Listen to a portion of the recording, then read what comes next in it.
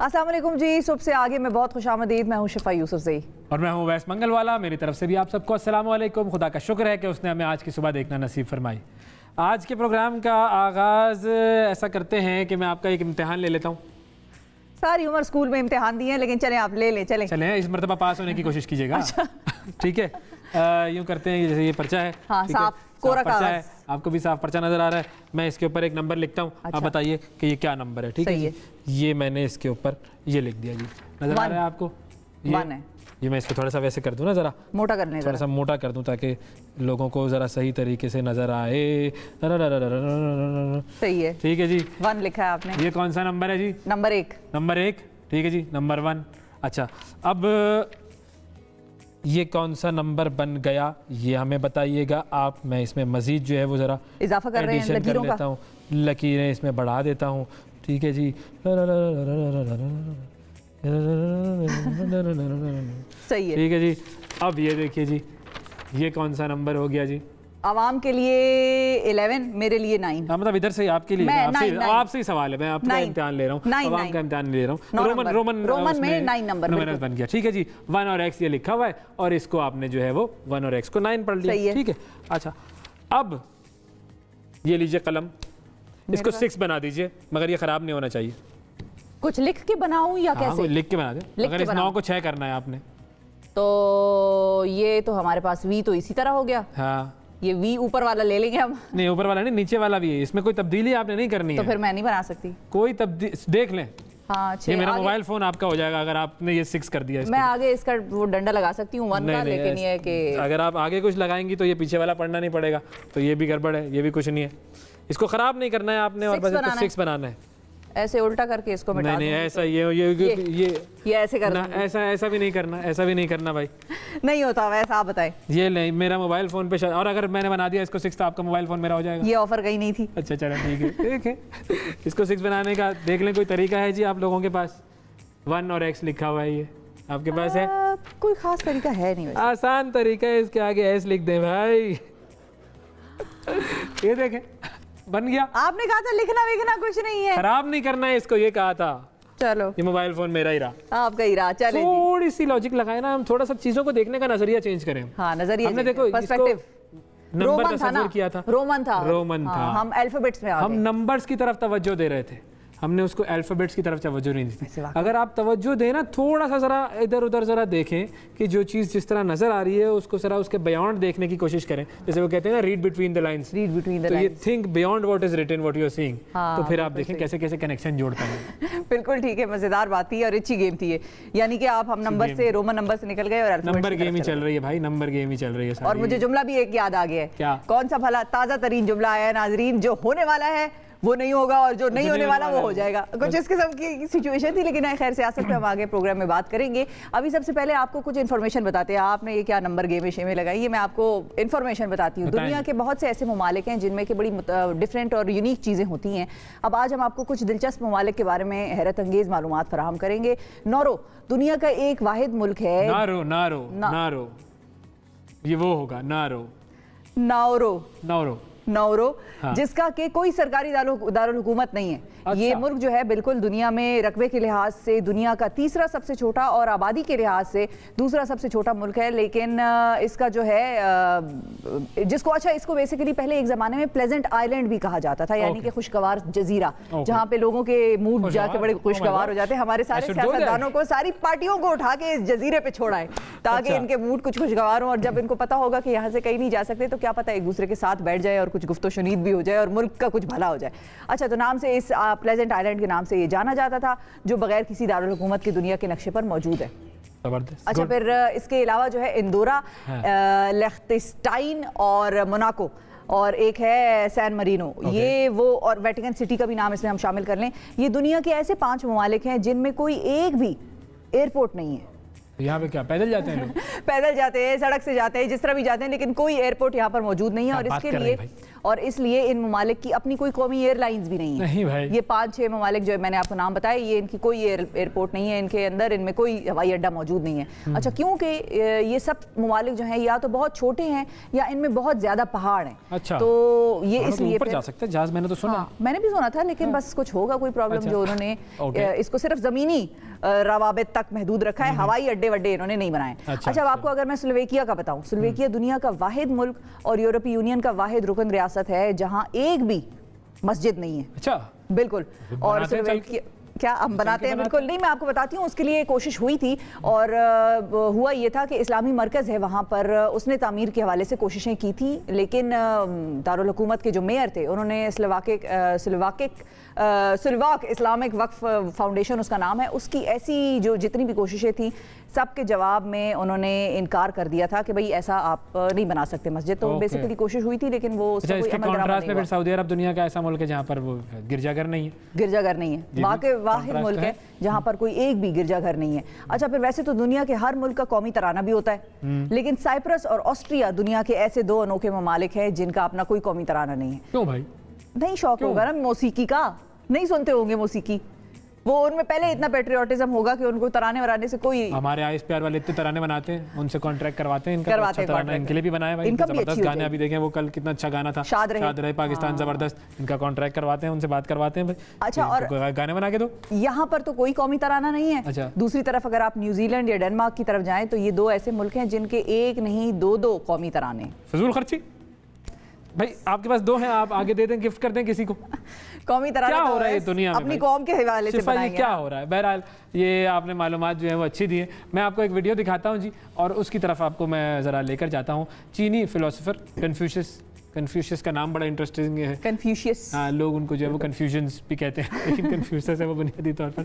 वो कहते हैं कि जी इससे फ़र्क नहीं पड़ता कि तुम कितना आहिस्ता आगे बढ़ रहे हो, नाकामी तब आती है कि जब तुम रुक जाते हो। एक वीडियो है सोशल मीडिया पर, वायरल वीडियो है ये, एक ऐसे शख्स की वीडियो है जिसका एक पाँव नहीं है, मगर साइकिल किस तरीके से चला रहा है अपनी बैसाखी के जरिए, ये आप देखिए। पेडल घुमा रहा है, एक पेडल को उसने अपनी बैसाखी के जरिए घुमाना शुरू किया हुआ है, दूसरा पेडल जो है उसके पाँव पर। क्या बात है, कमाल।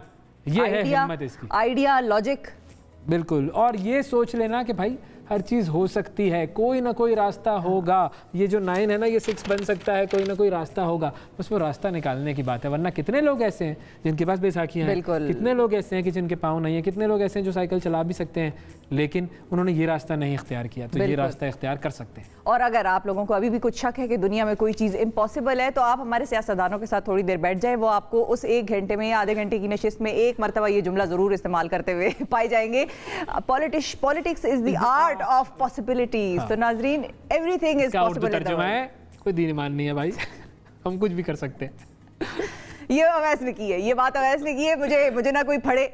तो आगे बढ़ते हैं और आपको एक और जो हक और सच की बातें करता हूँ। हाँ, हक और सच की बातें करते हैं, घबराना नहीं है, इसीलिए नुकसान में भी रहता हूँ। नुकसान में भी रहते हैं, देखें। लेकिन आपको बताते हैं एक और बड़ी इंटरेस्टिंग चीज़ है, और मैं ले आई हूँ नौकरियों के मौके। पाकिस्तानियों, मैं यहाँ पर ले आई हूँ नौकरियों के मौके। सबसे पहले अवैस, मैं आपको वहाँ हायर करवाऊंगी। ओके, बताएं क्या है, क्या नौकरी क्या? बरतानिया में, बेसिकली बरतानिया और ऑस्ट्रेलिया में एक रेस्टोरेंट की चेन ऐसी है कि जिसमें वेटर्स जो हैं, जो वहाँ पर बैरे होते हैं, वो बदतमीजी करने के पैसे लेते हैं। हाँ, हाँ बिल्कुल, कैरेंस डाइनर इसका नाम है रेस्टोरेंट का, और बड़े फख्र से एतराफ़ भी वहाँ पर ये लोग करते हैं कि हम यहाँ पर काम करने वाले जितने भी बैरे हैं वो बहुत बदतमीज़ हैं, जिन्हें ग्राहकों के साथ बदतमीजी से पेश आने और नखरे दिखाने का मुआवजा मिलता है। कोई आप उनको कहेंगे ना व्हाट्स द मेन्यू, तो वो आपके आगे पेपर फेंक के गएंगे।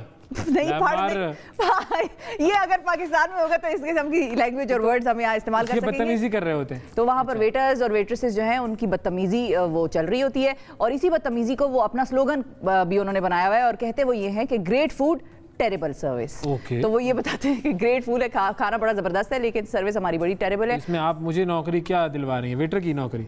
और क्या? अच्छा, बड़ा मैं कोई बदतमीज वाक़ हूँ तो फिर आप क्या मेरी सुपरवाइजर बनेंगे? तो हम दोनों साथ चलेंगे अवैस, और इसीलिए तो मैंने कौम के लिए भी ये ऐलान यहाँ पर किया है कि मैं, अवैस, नाजरीन, हम सब देखिए, शुरुआत तो पहले खुद से करेंगे ना, charity begins at home.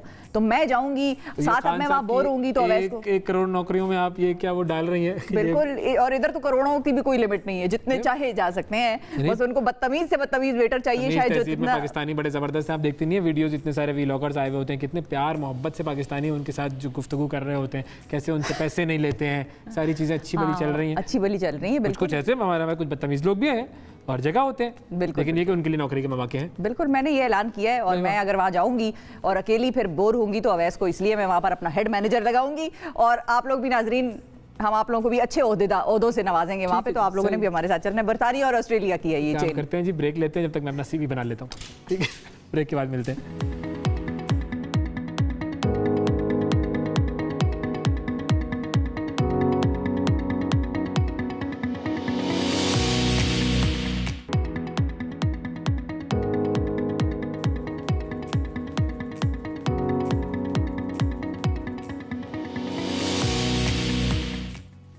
Welcome back जी। सुबह से आगे में एक मरतबा फिर खुशामदीद। अब ज़रा बात करते हैं दो ख़ास मेहमानों की, और ये ख़ास मेहमान क्यों ख़ास हैं? क्योंकि इन्होंने किया है PhD। अब PhD बहुत सारे लोग करते हैं, हाँ, ठीक है, तो वो तो ख़ास इनको बनाता ही है। दूसरा इनका आपस में एक दूसरे से ताल्लुक, रिश्ता जो है वो इसको मज़ीद ख़ास बनाता है। और इन्होंने किस तरह ये PhD किया, ये इसको मज़ीद ख़ास बनाता है।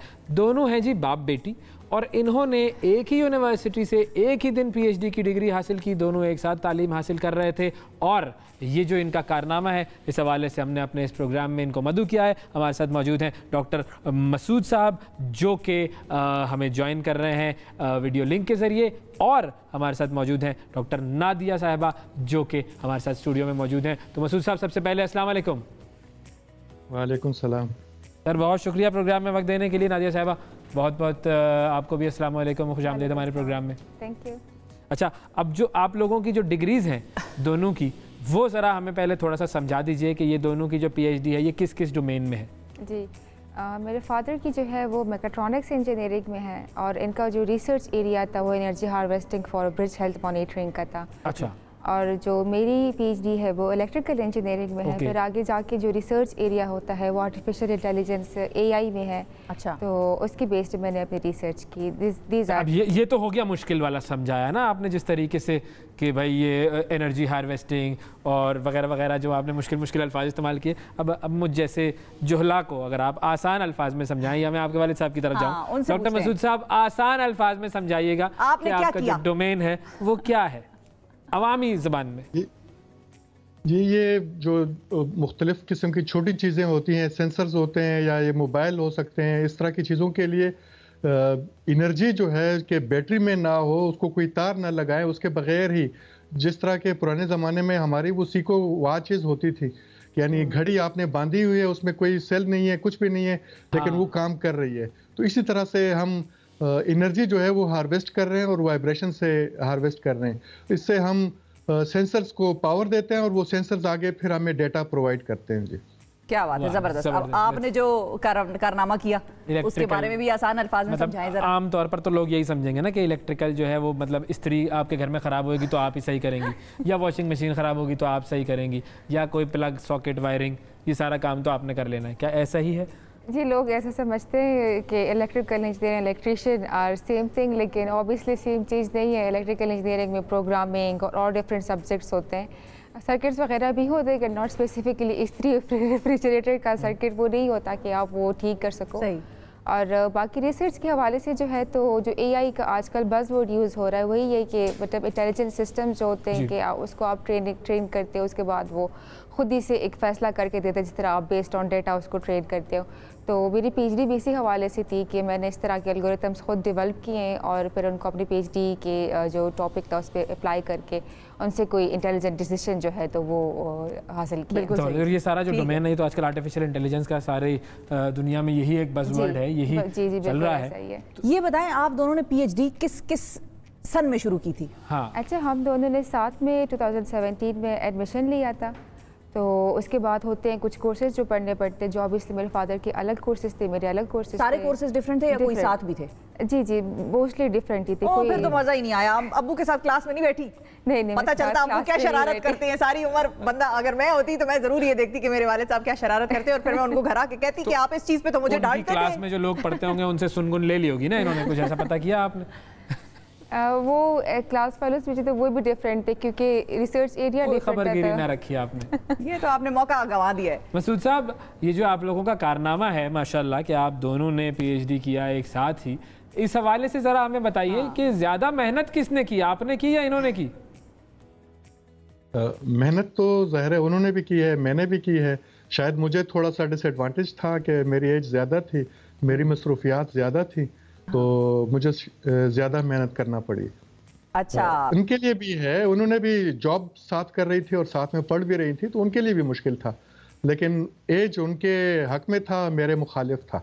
तो आप सर जब इनको डांटते थे बचपन में कि सबक हुआ या मतलब पढ़ो, सबक पढ़ो, तुम इधर उधर खेलों में टाइम ना गवाओ, सबक पढ़ो, तो अब फिर इन्होंने आपको डांटा कि अबू जी सबक हुआ है?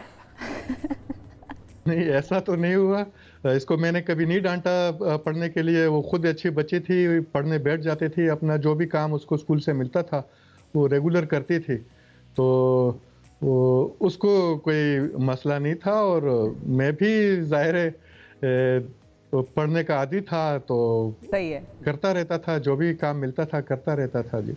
अच्छा, एक दूसरे से भी आप लोगों ने कोई चीज़ें समझी, क्योंकि दोनों की फील्ड जो है इंजीनियरिंग ही है मेनली, तो कोई चीज़ आपको समझ नहीं आ रही, आप वालिद साहब के पास दौड़ी कि अब्बू ये ज़रा समझाएं, या वो आपके पास आए कि बच्चे ये तो कुछ समझ नहीं आ रहा, मुझे समझाओ, कुछ ऐसा हुआ? हाँ जी, इस तरह एक आध सॉफ्टवेयर होता था जो मैंने ऑलरेडी यूज़ किया है, तो मेरे फादर को वो सॉफ्टवेयर यूज़ करना पड़ता था अपने किसी भी काम के लिए, अपनी रिसर्च के लिए, कोई एक्सपेरिमेंट्स रन करना है, तो वो फिर आके मुझसे पूछते थे कि चूँकि आपने ऑलरेडी और फ्रेश पढ़ा है, क्योंकि मेरी एजुकेशन तो ज़ाहिर है विदाउट गैप चलती रही, तो सारी चीज़ें मुझे याद थी, तो उसमें हम हेल्प आउट करते रहे। और इस तरह कोई टॉपिक आ जाए जो स्पेसिफिकली रिलेटेड हो मेरे फादर की फील्ड से, तो ऑब्वियसली फिर मैं उनसे गाइडेंस जाके लेती थी कि इसकी प्रॉपर थ्योरी वगैरह जो समझानी होती थी, उनका उस लिहाज से कॉन्सेप्ट बहुत ज़्यादा क्लियर था, बिकॉज वो तो ऑलरेडी टीचिंग प्रोफेशन में है, तो जब आप टीच करते हो तो आपके हर एक चीज़ का नॉलेज ज़्यादा ही होता है जी। अच्छा, फैकल्टी भी तो दोस्त होती है सारी, पढ़ा भी उधर ही रहे हैं, पढ़ भी उन्हीं से रहे हैं, तो वो जरा आपस में जरा ताल्लुकात भी अच्छे होते हैं। अच्छा, जब आप लोगों की खबर जो चल रही थी टेलीविजन पर, तो मैंने अपने बेटे को दिखाया, ये देखो भाई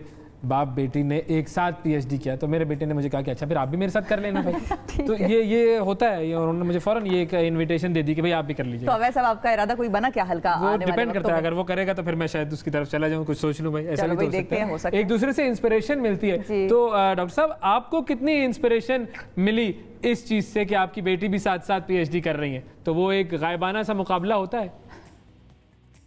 होता है। मैंने अपने यानी जो कोलीग्स हैं उनको बताया कि मैंने दाखिला ले लिया और साथ में मेरी बेटी ने भी दाखिला ले लिया है, तो वो कहते थे कि तेरे पास तो टाइम नहीं होगा, अब तो उम्र ज़्यादा है तेरी, तो वो तुमसे पहले कर लेगी। तो थोड़ा सा वो होता था कि वो तो करेगी, लेकिन मैंने भी करना है और उसके बाद नहीं, उसके साथ ही करना है। तो वो हमारा जो है वो 4 साल का ये प्रोग्राम था, तो दोनों ने एग्जैक्टली टाइम पे ख़त्म किया, ना उसने ज़्यादा टाइम दिया ना मैंने ज़्यादा टाइम लिया। तो वो फीलिंग क्या थी जब आप दोनों ने एक साथ एक ही दिन डिग्री वसूल की? वो तो लाजवाब थी, बड़ा फ़ख्र महसूस हो रहा था कि यानी जो बच्चे होते हैं उनकी कामयाबी वालिदैन के लिए बड़ी मायने रखती है, और उसी दिन यानी मैं भी कामयाब हो गया था, मुझे भी डिग्री मिल रही थी, तो बहुत अच्छा लग रहा था, बड़ा मज़ा आ रहा था। जबरदस्त। मिठाई के डब्बे एक दिए आपने अपने दोस्तों रिश्तेदारों को, या 2 डब्बे दिए? देने तो 2 चाहिए थे, क्योंकि 2 अचीवमेंट्स भी थी लेकिन एक से काम चला लिया, ये भी अच्छा था। 2 PhD और 1 डब्बा, गुड। लेकिन आपकी क्या फीलिंग थी जब आपके वालिद साहब को भी आपके सामने वो डिग्री मिली, वो क्या फीलिंग थी, और बाकी जो आपके दोस्त अहबाब थे उन्होंने क्या कहा?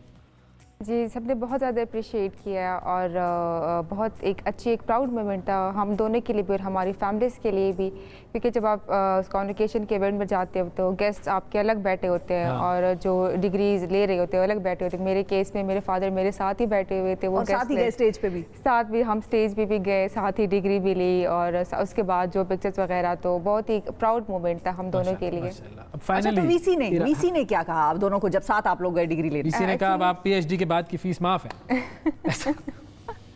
नहीं, वीसी जो थे वो ऑलरेडी उनको पता था कि ये फादर डॉटर साथ ही इनरोल किए और उन्होंने फिर साथ में PhD कंप्लीट कर ली, तो during all this dinner he was very happy कि हमारी यूनिवर्सिटी से ऐसा भी एक वो चल रहा है कि दोनों साथ में PhD लेंगे, तो उनको पहले से ही पता था इस चीज़ का। बड़ा वैसे मजेदार काम किया आप दोनों ने। जबरदस्त। अब फाइनली आगे क्या इरादा है आपका? आप अपनी ये जो रिसर्चेज हैं इनको आगे कंटिन्यू करके क्या करना चाह रही हैं?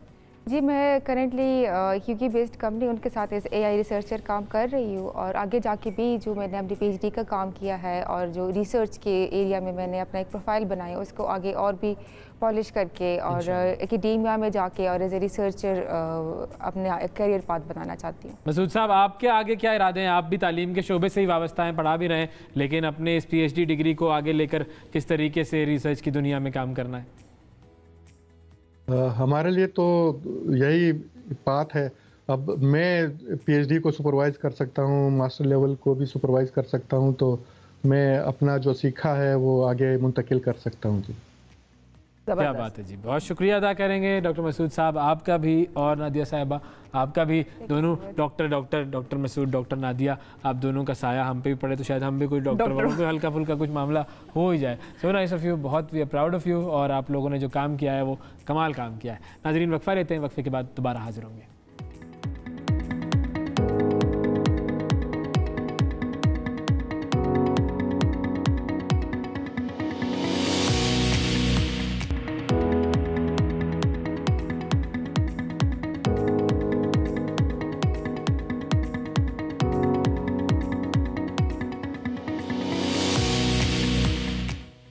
Welcome back to the programme जी। बात हो रही है सियासी गहमा गहमी की, और हमारे भी कॉन्वर्सेशंस में जब हम स्क्रीन पे नहीं भी होते तब भी जब कोई बात कर रहे होते हैं तो बेसाख्ता कोई ना कोई किसी न किसी सियासतदान की कोई स्टेटमेंट हमारे मुंह से उस सिचुएशन में फिट होते हुए निकल जाती है। इसकी वजह यह है कि एक तो सियासतदान स्टेटमेंट बहुत ज़्यादा देते हैं, और दूसरा ये कि हमारे यहाँ पे हर शख्स जो है वो सिर्फ और सिर्फ सियासी गुफ्तगू कर ही रहा है। मजे की बात, एक हुकूमत पाकिस्तान तहरीक इंसाफ की, उनके खिलाफ आया जी वोट ऑफ नो कॉन्फिडेंस। अब उसकी तो जो होगी होगी, उसके बाद हुआ क्या कि ये सब की जो स्टेटमेंट्स वाला मामला चला, तो एक तरफ फवाद चौधरी साहब जो कि इंफॉर्मेशन मिनिस्टर हैं गवर्नमेंट के, उन्होंने स्टेटमेंट दिया कि हम वो वाली सियासत नहीं करेंगे जो छांगा मांगा की 90 की दहाई में होती थी, हम नहीं खरीदो फरोख्त करेंगे, हम ज़मीरों के सौदागर नहीं है वगैरह वगैरह वगैरह, और हम हमारी गवर्नमेंट जाती है तो जाए लेकिन हम किसी को खरीदेंगे नहीं। फवाद चौधरी साहब की स्टेटमेंट। गुज़िश्ता रोज़ शेख रशीद साहब जो कि इसी हुकूमत के क्या है वैसे भाई बड़े अहम वजीर हैं, वजीर दाखिला है, दाखिला देना है ना उन्होंने लोगों को। हाँ, हर चीज पे नजर, बड़ा ही कोई परिंदा पर नहीं मार सकता वगैरह वगैरह, ऐसी पोस्ट में उन्होंने ये कहा कि अगर उनके पास हमारे बंदे हैं तो साढ़े को लोना दे लोग ने। तो ये जो स्टेटमेंट्स हैं जहां पर पूरा मीडिया एक तरफ कंडेम करता रहा, सब लोग कंडेम करते रहे कि भाई ये बेचने खरीदने की सियासत नहीं होनी चाहिए, मफाद परस्ती की सियासत नहीं होनी चाहिए, वहां पर अगर हुकूमत एक तरफ कहती है कि हमने नहीं खरीदना किसी को, और फिर अगला ही दिन मिनिस्टर ऐलान कर दे कि हमारे पास भी उनके लोग हैं, तो इससे क्या पैगाम जा रहा है, पाकिस्तान की सियासत किस तरफ जा रही है? इस पे हमने करनी है आज बात, और हमारे साथ पाकिस्तान के सीनियर एंकर पर्सन सहाफ़ी आदिल अब्बासी साहब मौजूद हैं। अस्सलाम वालेकुम आदिल। वालेकुम सलाम, क्या हाल है आप दोनों के, कैसे हैं आप? हम तो बिल्कुल ठीक है। मैं ये देख रहा था कि आप बहुत संजीदा ले रहे हैं सब चीजों को। अच्छा, संजीदा ना ले क्या? करंट अफेयर्स के एंकर से ज्यादा संजीदा हुए हैं आप दोनों, क्योंकि हम आवाम हैं और आवाम के ऊपर जो गुजरती है तो आवाम को संजीदा होना पड़ता है। ब्यूरोक्रेट है, हम भी आवाम ही हैं।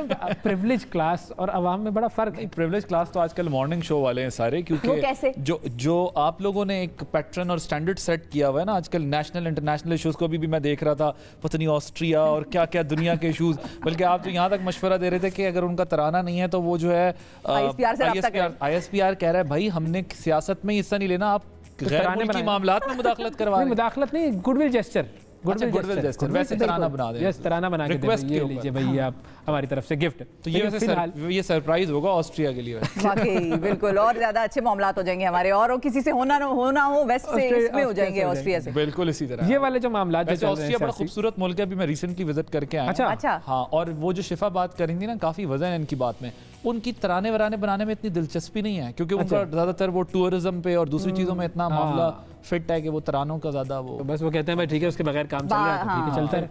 तो अब हम किसका तराना गूंजवाएंगे? अब असेंबली में किसका तराना गूंजेगा, होगा क्या कुछ थोड़ा सा ये तो सिचुएशन मेरा ख्याल है काफी गंभीर हो चुकी है। और किसके लिए?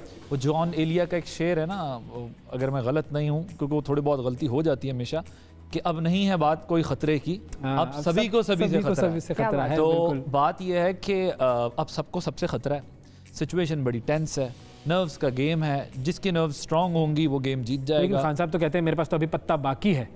देखें, खान साहब के पास यकीनन हो सकता है कोई ना कोई ऐसा पत्ता हो, लेकिन ये टॉल क्लेम्स होते हैं, दोनों तरफ के फरीकैन जो हो सकता है आखिर में खोदा पहाड़ निकला चूहा हो जाए। जी बिल्कुल पॉसिबल है।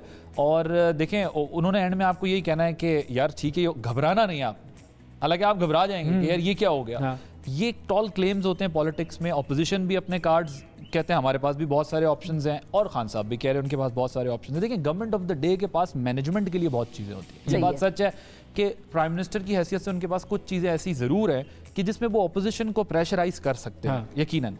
लेकिन हमें ओवरऑल मतलब अगर लार्जर पिक्चर आप देखें तो वो ये देखना कि गवर्नमेंट के लिए इतने इश्यूज, ट्रबल, प्रॉब्लम क्रिएट हो गई है कि अब गवर्नमेंट का चलना मुश्किल हो गया। तो टाइम ही पीछे कितना बचा है आदिल साहब? 1-1.5 साल था, वो भी अब साल तो गुजरी, आप समझ लें उसको। आखिर में 6 महीने इलेक्शन कैंपेनिंग होती है रोबस्ट किस्म की, उससे पहले इतनी क्या हर तरफ खलबली मच गई, क्या मतलब? अच्छा शिफा देखें, ये हमारे यहाँ ना 2-3 बातें बड़ी ये समझने की हैं। एक तो ये कि ये जो दावे किए जाते हैं ना कि जी हम बड़े उसूल पसंद हैं, हुकूमत नहीं गिराएंगे, तोड़ नहीं करेंगे, और रिवायात, और हमने सीखा, और चार्टर ऑफ डेमोक्रेसी, ये सब कुछ इसलिए है कि अपनी गवर्नमेंट्स को, अपनी पॉलिटिक्स को प्रोटेक्ट किया जा सके।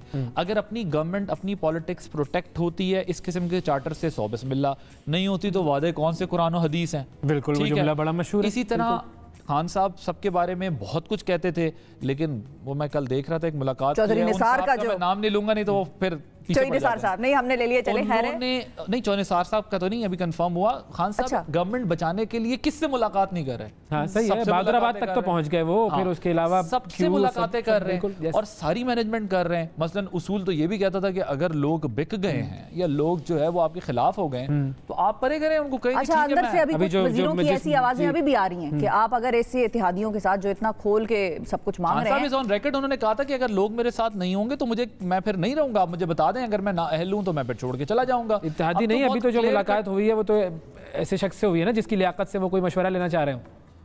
मैं I don't want to comment on it. I reserve my comment on this. लेकिन ये है कि जब गल इत्थे आ गई है तो फिर आप बाकी अंदाजा लगा लें। मसला ये है कि जो सिचुएशन है वो ऐसी है कि खान साहब को ये पता चल गया कि मेरे लोग मेरे साथ नहीं है। सही। और जो बयानात आ रहे हैं कि जी हमारे पास भी उनके बंदे हैं, तो वो जो इससे पहले भी हम बात करते, फिर तो वो डर्टी गेम है ना, आपके पास उनके बंदे हैं, उनके पास आपके बंदे। मतलब अभी तक गवर्नमेंट से मैसेज क्या गया, यानी हमारी जनरेशन को क्या गया? अभी तक तो इनसे कम से कम ये मैसेज अच्छा जा रहा था कि उन्होंने कहा नाजुक सूरत हाल से गुजरा था मुल्क, आज भी नाजुक सूरत हाल से गुजर रहा है, और ये मुल्क जो है वो अभी भी वहीं खड़ा है जो हम, आपको याद होगा हमारी जनरेशन ने वो छांगा मांगा का वर्ड सुना था कि जी छांगा मांगा, और हमारे बड़े ये बातें करते थे, हमने पढ़ा देखा, फिर हम खुद इसी बिजनेस में आ गए जो समझ सुनते थे। तो वो छांगा मांगा जो है ना वो आज भी जिंदा है, वो आगे भी जिंदा रहेगा, क्योंकि हमारे politicians they haven't learned there lesson yet, ठीक है। और जो हम परेशान हो रहे हैं ना सारे, जो मैंने आपको शुरू में बात की, देखें the first casualty in war is truth. सच खत्म हो गया अब जिसका जहां जो दाव चलेगा वो चलाएगा, गवर्नमेंट भी ऑपोजिशन भी। नंबर गेम ज़ाहिर है खतरनाक है, लेकिन इत्तेहादी अगर अलग हो जाते हैं तो फिर तो गवर्नमेंट के हाथ कुछ नहीं रहना ना। फिर वो जो कार्ड भी है वो मेरा ख्याल है वो कार्ड तो हो सकता है, लेकिन ये है कि वो ट्रम्प कार्ड जो है वो जो कह रहे हैं कि जी वो 25 तारीख को, बहुत सारे वो लोग कह रहे हैं 25 तारीख को ऐलान कर देना आज के जी PMLQ ऐलान कर देगी, MQM ऐलान कर देगी कि नहीं जी हम हुकूमत के साथ नहीं है, ऐसी कोई खबर है वाकई क्या? जी मैंने जितने अपोजिशन के लोगों से बात की कुछ दिन पहले और कुछ इंटरव्यूज़ किए, जिससे मुझे यही अंदाज़ा हुआ बात करके कि इत्तेहादियों के मामले में वो बहुत रिलैक्स है। और वो जो क्या उर्दू में लफ्ज़ है ना, चौमुखी लड़ाई, तो अब वो कई मल्टीपल फ्रंट्स के ऊपर ये लड़ाई लड़ी जा रही है। मसलन मुनहरिफ अरकान ऑप्शन है, मसलन इत्तेहादी ऑप्शन है, मसलन एक ऑप्शन ये भी है कि ये भी बात की जा रही है कि हम प्रेशर तो बहुत दें, लेकिन अगर ड्यू टू एनी रीज़न अगर वोट ऑफ नो कॉन्फिडेंस में कुछ काम स्लिप भी हो जाए, किसी भी वजह से बचा जाए, तो फिर बजट नहीं आता। बजट आता नहीं नजर आता, और उससे पहले इलेक्शन। और अगर बजट निकल भी जाए तो इलेक्शन की डेट इंश्योर, यानी देखें PMLN की ख्वाहिश क्या है, अर्ली इलेक्शन। पीपल्स पार्टी भी अब उनके साथ ऑन बोर्ड है कि हाँ जी इलेक्शन जल्दी हो जाए तो बेहतर है, वरना ये बड़ा मुश्किल होगा सब कुछ मैनेज करना। EVM का क्या है? EVM का भी तो कुछ रोला है ना। EVM पे तो ऑपोजिशन तैयार ही नहीं है। हाँ वही है ना, तो उन्होंने कहा तो एक डील तो वहां पर भी कहीं ना कहीं होगी कि भाई आप इसको रिवर्स कराएं। ओवरसीज पाकिस्तानी ऑपोजिशन ने कहा है कि हम इसको रिवर्स करेंगे, हम उनको मखसूस नशिस्तें देंगे जिस तरह खवातीन को देते हैं। तो वो एक जिस तरीके से हमारे यहाँ एक वुमेन कोटा है रिजर्व सीट्स का, उसी तरह ओवरसीज कोटा हम बनाएंगे। नैब का उन्होंने कहा है वो उनके नाखून तराश देंगे, हम काट कुट के बराबर कर देंगे, नैब को थोड़ा कट कर दिया जाएगा। तो उनके प्लान्स में तो ये है, लेकिन अभी ये सब चीजें दूर है ना, वो हनूज दिल्ली दूर है। अच्छा, अब जो करीब है वो है जलसा होने। अब इन्होंने अनाउंस किया हुआ था 1 मिलियन लोगों का ना, 10 लाख का कह रहे हैं कि हम इस्लामाबाद को जो है वो डी चौक वगैरह वगैरह, अब तो खैर परेड ग्राउंड है, लेकिन हम 10 लाख लोगों को लेके आएंगे। अब हुआ ये उससे पहले कि ऑपोजिशन ने कह दिया कि हम 25 से एंटर हो जाएंगे इस्लामाबाद में और हम आके बैठ जाएंगे, और इस तरह से क्या ये लोग इसलिए एंटर होके बैठ जाएंगे कि उनके लोग ना आ सकें? पीएमएलएन 26 की डेट दिया, 28 को पहुंचेंगे, व्हाटएवर द डेट, लेकिन 27 से तो पहले ही का कह रहे हैं ना। लेकिन तो क्या ये इसलिए है इनका? ये भी सब गैदर 28 को ही होंगे ना, बिकॉज अगर 26 को निकलेंगे तो 27 का जलसा मेरा ख्याल है हो रहा होगा, वो पहुंच रहे होंगे 28। मेरा ख्याल है कि जलसे देखें, जलसे जितने भी आप बड़े कर लें, क्या जलसे इमरान खान साहब ने पाकिस्तान की तारीख के बहुत बड़े बड़े जलसे किए हैं, लेकिन उनको जलसे बड़े करने से हुकूमत नहीं मिली, अल्टीमेटली इलेक्शन जीतने की वजह से वो हुआ, जब वो वोट में लेकिन अभी हुकूमत से जाना उनके लिए तो ये एक है ना कि आप दिखाएं कि भाई मेरे साथ लोग अभी भी हैं, चाहे महंगाई है, व्हाटएवर द रीजन, आप लोग मेरे पीछे हैं, लेकिन साथ हैं, इसमें तो कोई दो राय नहीं है। और लोग तो फिर सबके साथ ही हैं, हर पार्टी के साथ लोग हैं। आपने पिछले दिनों ऑपोजिशन जब एक एंटायर एस्टैब्लिशमेंट लाइन लेके पीटीआई की गवर्नमेंट के अगेंस्ट लाइन लेके खड़ी हुई थी, तो लोग उनके साथ भी खड़े हुए थे, लोग इनके साथ भी खड़े हुए हैं। लेकिन लोगों का खड़ा होना तो ये तय नहीं करेगा ना कि हुकूमत किसकी होगी। वोट ऑफ नो कॉन्फिडेंस एक प्रोसेस है, अगर वो मुनहरिफ अरकान वाली डिफेक्शन क्लॉज लगनी है, जो भी लगना है, वो लोग वो अभी अदालत ने भी फैसला करना है कि वो लाइफ टाइम है, वो वन टाइम है, वो सब चीज़ें अपनी जगह, और इत्तेहादी वो सारा कुछ। देखें, गवर्नमेंट बनती और टूटती तो एक प्रोसेस है ना, वो जलसों से तो नहीं हो सकता ये काम। तो मेरा ये ज़ाती ख्याल है कि ज़रूर गवर्नमेंट के पास ऑप्शंस हैं, लेकिन at the same time opposition के पास भी काफ़ी ऑप्शंस हैं। अगर गवर्नमेंट इससे बच भी गई ना तो आगे चलने नहीं दिया जाएगा। तो यानी कि अगर हम स्ट्रॉन्ग पोजीशन की बात करें इस वक्त, age of today, age of for the vote of no confidence, strong position आपको किसकी लगती है कि गवर्नमेंट क्या अपने आप को बचा जाएगी या मुझे ऑपोजिशन की पोजीशन स्ट्रॉन्ग लगती है। गवर्नमेंट की पोजीशन मुझे इसलिए स्ट्रॉन्ग नहीं लगती, देखें अगर उनके साथ इत्तेहादी हो तो उनका कॉन्फिडेंस लेवल ही नेक्स्ट हो। मतलब एमक्यूएम और काफ लीग ऑफ द रिकॉर्ड तो लोगों को बता चुके हैं कि हम सिर्फ तारीख का इंतजार कर रहे हैं कि किस तारीख को हम अलग हों, अलग तो हमने होना है, जी का जाना ठहर गया, ठीक है, बिल्कुल। तो अब ये बात वो कर रहे हैं। फिर ऑपोजिशन की जो पार्टीज हैं वो बहुत इत्मीनान में हैं, वो ऑफ द रिकॉर्ड क्लियर बताते हैं कि सब कुछ तय हुआ हुआ है, सब कुछ तय हुआ हुआ है। तो मतलब हम ये कह सकते हैं फिर इसमें तय क्या हुआ हुआ है, इसके ऊपर थोड़ा सा मैं सिर्फ आगे लेना चाहूंगा कि हो गया vote of no confidence, Khan साहब हट गए, व्हाट नेक्स्ट? आपके वज़रा भी चले जाएंगे, गवर्नमेंट खत्म कर दो, अर्ली इलेक्शन। उस अर्ली इलेक्शन से पहले क्या कोई फार्मूला है कि हम जो है वो सिर्फ 3 महीने वाली वो जो केयरटेकर गवर्नमेंट बनाकर वो करते हैं, या फिर कोई लंबाई जो करने का प्रपोजल था? उस पे ऑपोजिशन का इत्तेफाक हो गया है कि केयरटेकर का या जो भी सेटअप होगा, जो भी गवर्नमेंट बनेगी, वो शॉर्ट टर्म के लिए, शॉर्ट पीरियड के लिए, उसके 2-3 अगर आप टाइम है तो मैं आपको एक्सप्लेन कर दूं। देखिए, पीएमएलएन तो बिल्कुल विलिंग नहीं थी वोट ऑफ नो कॉन्फिडेंस के लिए, वो तो इस्तीफे देने की बातें शुरू में कर रहे थे। पीपल्स पार्टी ने उन्हें कन्विंस किया। जो रियल फॉर्मूला है वो जरदारी साहब के पास है। वो जो अक्सर कहते हैं ना कि वो हमसे पूछते हैं कि इनको मैं मतलब आप फॉर्मूला बताएं, तो मैं उनको कहता हूं पहले इनको निकालो। उनके पास ये फॉर्मूला है सारा जो उन्होंने इस वक्त इंप्लीमेंट कर दिया। पीपल्स पार्टी पहले चाहती थी कि थोड़ा टाइम एक्सटेंड हो, लेकिन पीएमएलएन के बिहेवियर से उनको ये अंदाजा हो गया है कि वो काम ज़्यादा चलेगा नहीं। और पीपल्स पार्टी भी अब ये बात समझ रही है कि वाकई अगर ये जो बजट आने हैं अगले साल तक, ना महंगाई कम होनी, ना बेरोजगारी कम होनी, ना कोई और इश्यू होना, तो वो ये रियलाइज करें अगर फ्रेश मैंडेट होगा तो हम अपने लोगों को बता सकते हैं कि you guys should wait for next 5 years। लेकिन अगर फ्रेश मैंडेट नहीं होगा तो हम अपने लोगों को कैसे समझाएंगे कि 6 महीने बाद में सब्जियों के रेट, पेट्रोल के रेट, डीजल के रेट, हर चीज़ के रेट कैसे कम होंगे? तो इस चीज़ को उन्होंने रियलाइज़ कर लिया ऑपोजिशन ने, वो भी अर्ली इलेक्शन में जाना चाहते हैं। जो 4 चीज़ें मैंने आपको पहले बताई हैं, मसलन नैब, ईवीएम, ओवरसीज पाकिस्तानीज, ये सारी चीज़ें, इसमें वो ये चाहेंगे कि इन 2-4 महीनों के अंदर इनके अंदर अगर जो अमेंडमेंट्स हो सकती हैं जल्दी जल्दी इनको रिवर्स किया जा सकता है, कर लिया जाए, वरना उनको इसकी भी जल्दी नहीं होगी। अगर इलेक्शन में वो चले जाते हैं, अर्ली इलेक्शन हो जाता है, तो ये चीजें वो लोग मिलजुल के फिर खुद ही कर लेंगे आपस में। मतलब वो आपस में होगा ये कि चार्टर ऑफ डेमोक्रेसी नंबर 2 आ रहा होगा, फिर हम ये कह दें। और ये बात जरूर है कि इमरान खान साहब की जो जलसों की स्ट्रैटेजी थी वो इस हद तक जरूर कामयाब है कि अगर वो पीएम ऑफिस में बैठे हुए इन चैलेंजेस को फेस करते रहते तो सिचुएशन और होती। उन्होंने मासेस को एड्रेस करके, कनेक्ट करके, अपना जो सिंपथाइजर है, जो वोटर है, जो सपोर्टर है, उसे घर से बाहर निकाल लिया कि देखो मेरे साथ ज्यादती हो रही है, और वो चार्ज जो है वो हो गए। और पॉलिटिक्स में ये सब कुछ होता है। देखें, जब धरने करते थे वो बहुत बड़े बड़े, मसलन मैंने खुर्शीद शाह साहब का लास्ट वीक इंटरव्यू किया, उन्होंने बड़ी इंटरेस्टिंग बात मुझे बताई। हालांकि पहले इस पे बात होती रही है, लेकिन उन्होंने, क्योंकि वो लीडर ऑफ द ऑपोजिशन थे, आपको याद होगा एतजाज साहब ने एक दफा ताना दिया था पीएमएलएन को, ये तो इस्तीफे दे के घर जा रहे थे, हमने इन्हें रोका। तो खुर्शीद शाह साहब से मैंने पूछा, रिकॉर्ड पे पूछा, उन्होंने कहा जी बिल्कुल पीएमएलएन इस्तीफा, नवाज शरीफ साहब इस्तीफा देना चाहते थे, हमने उन्हें रोका। फिर मौलाना साहब की भी तकरीरें रिकॉर्ड पे हैं कि जी नहीं आप ना जाएं, ये बाहर जो बैठे हैं चंद लोग, चंद हज़ार लोग, ये फैसला नहीं करेंगे मुंतखब ऐवान। तो ये याद रखिएगा कि प्रेशर ज़रूर आता है, पीएमएलएन पर भी आया था, लेकिन पार्लियामेंट के अंदर ही ये डिसीजन हो गया कि जी मियां साहब आप इस्तीफा नहीं दें, वी आर विद यू। तो आज इमरान खान साहब के साथ डायलेमा ये है कि पार्लियामेंट की जो दूसरी पार्टी है वो इमरान खान वर्सेस ऑपोजिशन है, तो इसलिए उनके पास जो है ना वो सपोर्ट नहीं है कि उनको पार्लियामेंट के अंदर से कोई कहे कि आप डट जाएं और खड़े हो जाएं और हम आपके साथ हैं, बल्कि जहां से उन्हें उम्मीद थी वो उम्मीदें भी पेवस्ता रहे शजर हो। यूक्रेन वाली मिसाल हो गई ना उनकी भी, यूक्रेन को भी बहुत खतरनाक मिसाल दिया आपने। मैंने ये मिसाल नहीं दी, मैं ये कह रहा हूं कि उनकी जहां जहां उम्मीदें थी वहां से उम्मीदें टूटी है। वो यूक्रेन को भी बड़ी उम्मीदें थी, लेकिन उसके बाद फिर जंग में वो अकेला ही। लेकिन यूक्रेन को तो किसी ने कहा था ना कि आपने जंग करनी है, खान साहब को तो किसी ने नहीं कहा था। बिल्कुल। लेकिन बहरहाल ये सिनेरियो जो है ये ज़रा गंभीर है। आपको शुक्रिया अदा करेंगे आदिल साहब, वक्त दिया आपने। शांगा मांगा की सियासत से, मांगे तांगे की जो सियासत है कि इधर से कुछ लोग मांग लो, इधर से कुछ ले लो, ये मामला इसी तरह से चलता रहेगा। अगर कोई या तो 2/3 मेजॉरिटी हो, मुकम्मल तौर पर काम करने की आज़ादी हो, या फिर दुनिया में बहुत सारी जगहें ऐसी जहाँ प्रेसिडेंशियल सिस्टम भी चल रहा है, वहाँ पे भी वो जो आते हैं सदर एग्जीक्यूटिव ऑर्डर पहले दिन ही साइन करते हैं, मामला शुरू कर लेते हैं। अगर ये खैर लंबी बहसें, अलग बहसें, आगे आगे देखिए होता है क्या। नाज़रीन, आज के प्रोग्राम में इतना ही। अगले प्रोग्राम तक के लिए इजाज़त दीजिए, फिर मुलाकात करेंगे। अल्लाह हाफिज़।